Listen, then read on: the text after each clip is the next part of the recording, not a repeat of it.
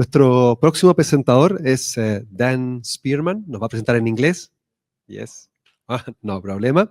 Dan es director de Viento Azul. Viento Azul es una de las empresas que se lanzó al mar aquí en Chile, hizo un lanzamiento hace no mucho y tiene una iniciativa de eólica offshore en la región del Biobío.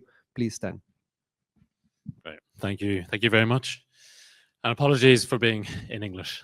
Next year, we'll hopefully present at hopefully it will be a MERIC Offshore Wind Conference, and I'll present in Spanish. That's my challenge. But I really want to say thank you very much to MERIC for having organized this. I mean, I think it's really, we've been coming for over a year now to Chile, and seeing, you know, this first offshore wind event, and also just, you know, thank you to everyone we've met over that time, just for being very open to what is a new industry, a new technology. So really appreciate opening and being interested in understanding the opportunities and, of course, the challenges that come with the adoption. And particularly thank you to Natalie and Marcos for all the work in pulling this together. So, that's... Oh. So I'll keep this to quick, try and give a very quick overview of some of our experiences we've had in developing floating wind in Chile. Firstly, who are we? Viento Azul Biobío is a joint venture between 17 Energy and SC Power. 17 Energy are a UK-based developer with offshore wind, extensive offshore wind international experience, who we partnered with SC Power, based in Chile, with very strong technical and local experience.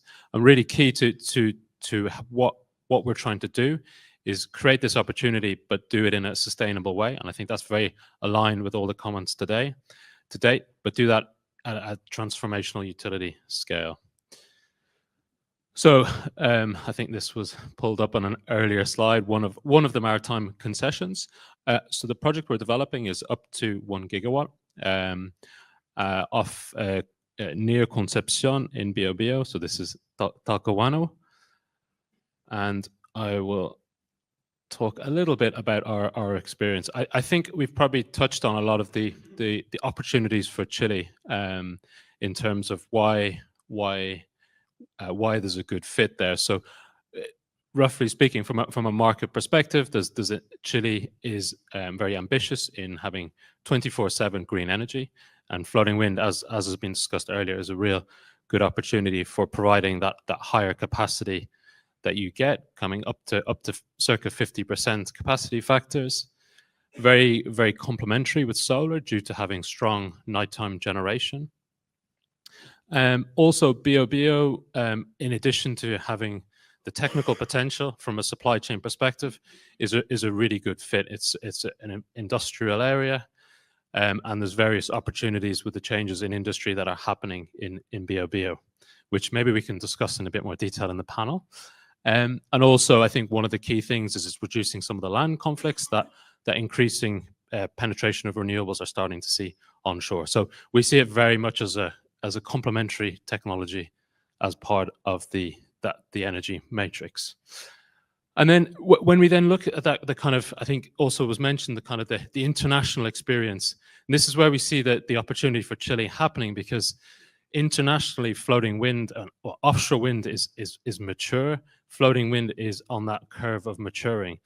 So this is where Chile, we see, has a really good opportunity in coming in behind all that technology that's being developed. So there's markets like the UK, China, France, and South Korea in particular that are driving those costs down, bringing the scale up, and we can ride on the coattails of those markets, which means we can really start from, we're not starting from zero, we're starting from a really strong point.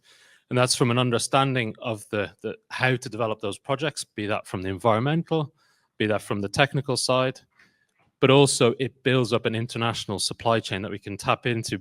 So this means that you can provide some of the elements that internationally, but also then bring in the local capacity building. What I think this was mentioned, you know, there's the environmental side, but the social de-risking of projects is really important. And to us as a company in particular, this is kind of one of our foundations. And together with SC Power, we take this as kind of one of the key priorities. So for us, really, it was getting in on the ground, understanding the challenges and the current situation. And actually, I mean, one of the team is based in Coronel, which is actually this bay here, so really very near to the project. Understanding, speaking with the fishermen, the fishing syndicates, and that's been from the get-go to understand those challenges. And maybe this is something we can get into a little bit more in the panel in terms of some of our findings on the maritime concessions. The current concession, I think I was using my translator app, trying to understand. It was an interesting legal discussion, but I think it was mentioned in terms of the current legislation allows up to the territorial waters up to 12 nautical miles, but not beyond that. And just, I mean, some of the aspects we see is that the concessions weren't anticipating, understandably, offshore wind. So there is some aspects that need to be worked on. The good news is that there is very much, we're seeing from the authorities, very much open doors in understanding and how to de-risk that process to create the industry, which is great.